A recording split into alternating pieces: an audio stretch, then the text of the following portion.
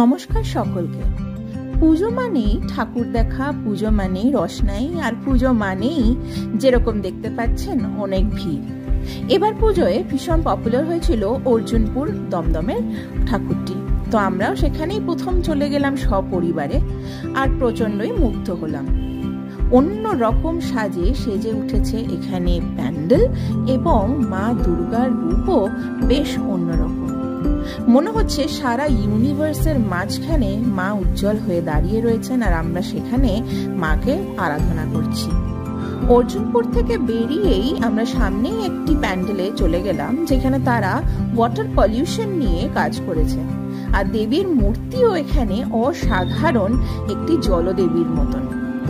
সেখান থেকে বেরিয়ে আমরা সোজা চলে গেলাম দমদম পার্কে। এখানকার লাইন দেখে বুঝতে পারছেন কতটা পপুলার এখানকার পুজো, কিন্তু লাস্ট কিছু বছর যাওয়া হয়নি, তাই এবছর ভিআইপি কার্ড জোগাড় করে চলে গেলাম আমরা এই পুজো দেখতে। প্রথমে ঢুকে গেলাম তরুণ সংঘের পুজোতে। চিরকালই এনারা অফবিট কিছু করেন, আর এবছর তুলে ধরেছেন এনারা পুরনো কলকাতা এবং ব্যোমকেশের কিছু চিত্র। অসাধারণ একটা প্যান্ডেল, আর তার সাথে দেখতে পাচ্ছেন গিজ গিজ করছে মাথা।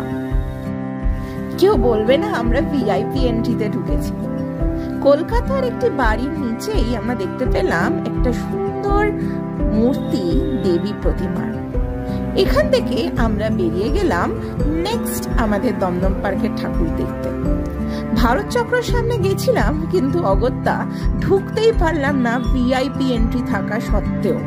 তাই জন্য অগত্যা আমরা চলে গেলাম আরেকটি প্যান্ডেলে, যেটা দমদম পার্কে অবস্থিত। সেটা হচ্ছে দমদম পার্ক তরুণ দল। এনারাও খুব সুন্দর করে ফুটিয়ে তুলেছেন তাদের থিম। তাদের এবছরের থিম ছাপ, অর্থাৎ ইমপ্রেশনস। তাদের সমস্ত প্যান্ডেল এবং মণ্ডপের কাজে সেই ইমপ্রেশন বা ফুটপ্রিন্ট বা বিভিন্ন ধরনের ছাপের প্রতিচ্ছবি কিন্তু উঠে ধরেছে।